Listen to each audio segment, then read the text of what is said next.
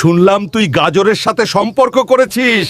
আমি তোর বিয়ে ঠিক করেছি একজন ধনী শিল্পপতির ছেলের সাথে। তুই গাজরকে ভুলে যা।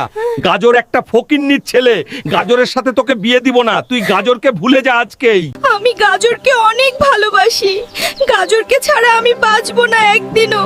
জান পাখি, আমার আব্বা শিল্পপতির ছেলের সাথে আমার বিয়ে ঠিক করেছে। আমি তোমাকে ছাড়া বাঁচবো না কলিজা। তুমি কান্না কইরো না সোনা পাখি, আমার কাছে থেকে কেউ কেড়ে নিতে পারবে না তোমাকে। আমি সব ব্যবস্থা করছি। আমার আব্বা অনেক বকা দিয়েছে আমাকে, বলেছে তোমাকে ভুলে যেতে। তুমি এখনই কিছু একটা করো। আমার মাথায় কোনো কাজ করছে না। আমি বাড়িতে গিয়ে একটু ঠান্ডা মাথায় ভাববো।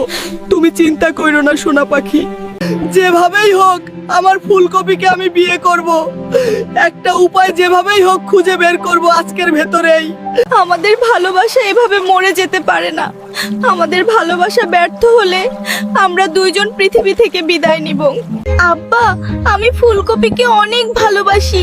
তুমি ফুলকপির সাথে আমাকে বিয়ে করিয়ে দাও, না হলে আমি বাঁচবো না। ফুলকপির বাবা অনেক অহংকারী মানুষ। এই অহংকারী মানুষের সাথে আমি কখনোই আত্মীয়তা করতে পারবো না।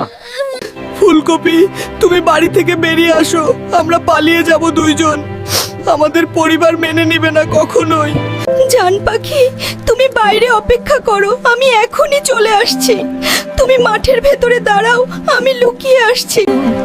কলিজা, তাড়াতাড়ি চলো, আমার আব্বু আম্মু দেখে ফেললে বিপদ হয়ে যাবে।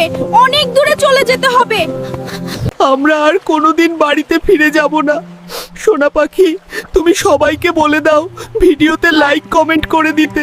বন্ধুরা, তোমরা সবাই আমাদের ভিডিওতে লাইক, কমেন্ট, ফলো এবং শেয়ার করে দাও, তাহলে আমরা সুখে থাকতে পারবো।